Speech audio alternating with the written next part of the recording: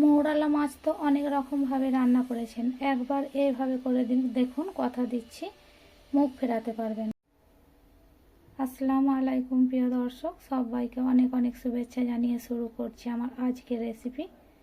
তো আজ আমি আপনাদের তৈরি করে দেখাবো মৌরলা মাছের চচ্চড়ি। তো দেখুন কিভাবে আমি এই মৌরলা মাছের চচ্চড়ি তৈরি করি। মৌরলা মাছের চচ্চড়ি বানানোর জন্য প্রথমে মৌরলা মাছগুলো ধুয়ে বেছে পরিষ্কার করে নিয়েছি দুটো আলু সরু সরু করে কুচি করে নিয়েছি, আর নিয়েছি এখানে 200 গ্রাম পেঁয়াজ, সেটাকেও লম্বা লম্বা করে কুচি করে নিয়েছি। একটা হাঁড়ি নিয়েছি, পেঁয়াজগুলো এর মধ্যে দিয়ে দেব। আমি এখানে হাতে মেখে রান্না করব।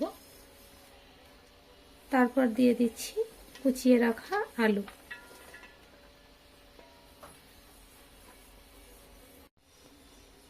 দিয়ে দেব এর মধ্যে লঙ্কার গুঁড়ো 1 চামচ, হলুদের গুঁড়া দিচ্ছি 1 চামচ, জিরার গুঁড়া দিচ্ছি 1 চামচ, ধনে গুঁড়ো 1 চামচ, লবণ দিয়ে দিচ্ছি স্বাদ মতো, 4টে কাঁচা লঙ্কা কুচি দিয়ে দিলাম। দিয়ে দেব এখানে 60 ml সরিষার তেল। এরপর হাত দিয়ে খুব ভালোভাবে সব কিছু মাখিয়ে নেব।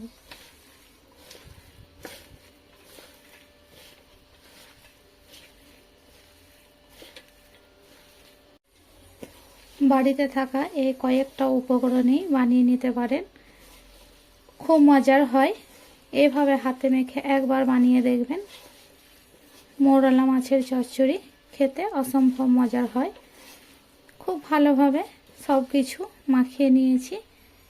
এবার দিয়ে দেব এখানে মৌরলা মাছ।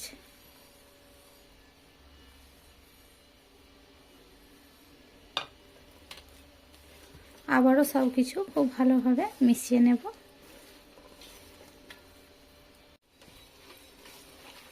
সব কিছু ভালোভাবে মেশানো হয়ে গেছে। এরপর এটাকে পানি দিয়ে দেব।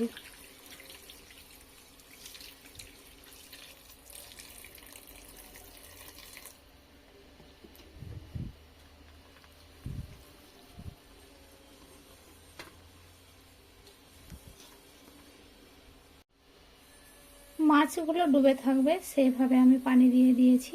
এরপর ঢাকা চাপা দিয়ে চুলায় নিয়ে নেব। এবার গ্যাসের চুলা অন করে এখানে হাঁড়িটি নিয়ে নেব। 3-4 মিনিট খুব ভালোভাবে এটাকে রান্না করে নিয়েছি। এবার এখানে দিয়ে দেব 2টো টমেটো কুচি করে রেখেছি, দিয়ে দিলাম। আবারও ঢেকে রান্না করে নেব যতক্ষণ না পানি শুকিয়ে আসছে। লো টু মিডিয়ামে রেখে আমি 20 থেকে 25 মিনিট এটা রান্না করে নিয়েছি, কারণ এটাকে তো নাড়াচাড়া করা যাবে না। তো অনেকটাই পানি শুকিয়ে এসেছে, দেখতেই পাচ্ছেন।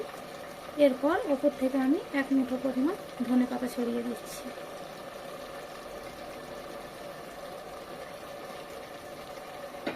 আবারও ঢেকে কিছুক্ষণ রান্না করে নেব, 2 থেকে 3 মিনিট ধনেপাতাটা দেওয়ার পর।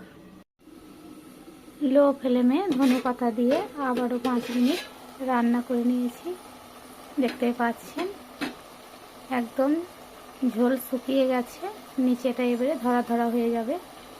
এই পর্যায়ে গ্যাসের চুলা বন্ধ করে আমি নামিয়ে নেব।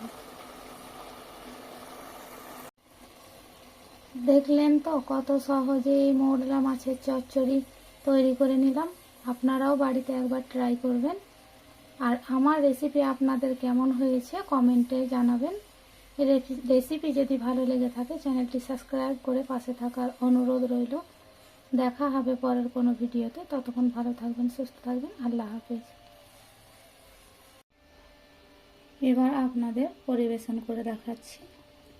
দেখতেই পাচ্ছেন কতটা সুন্দর হয়েছে আর কতটা লোভনীয় লাগছে।